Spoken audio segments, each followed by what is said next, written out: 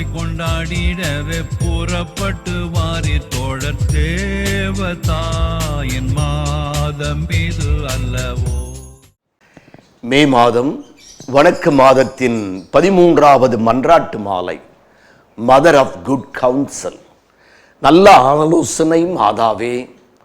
மனநோயோ உடல் நோயோ மருத்துவரிடம் செல்லுகிறோம். ஐயவாவும் இருக்கிறது, அச்சமாகவும் இருக்கிறது. எதனால் வியாதி வந்தது, எதில் கொண்டு முடியுமோ, கூடிய விரைவில் நான் குணமாக வேண்டும், என்ன செய்யலாம் என்று மருத்துவரிடம் ஆலோசனை கேட்கிறோம்.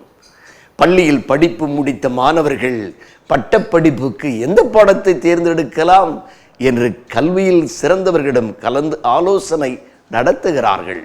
வீரர்கள் எப்படி விளையாட வேண்டும் என்று பட்டறிந்த பயிற்சியாளர் பயனுள்ள ஆலோசனைகளை தருகிறார். யார் யாருக்கு ஆலோசனை வழங்கலாம்?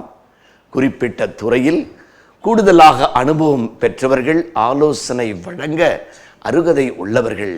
மரியாள் நல்ல ஆலோசனை மாதா என்றால் எந்த துறையில் அவர் ஏற்ற ஆலோசனை வழங்குகிறார்? ஆன்மீக துறையில் அவர் ஆலோசனை வழங்குகிறார். மோசமான வாழ்க்கை விடுத்து மோட்சத்துக்கு போவது எப்படி என்று ஆலோசனை வழங்குகிறார்.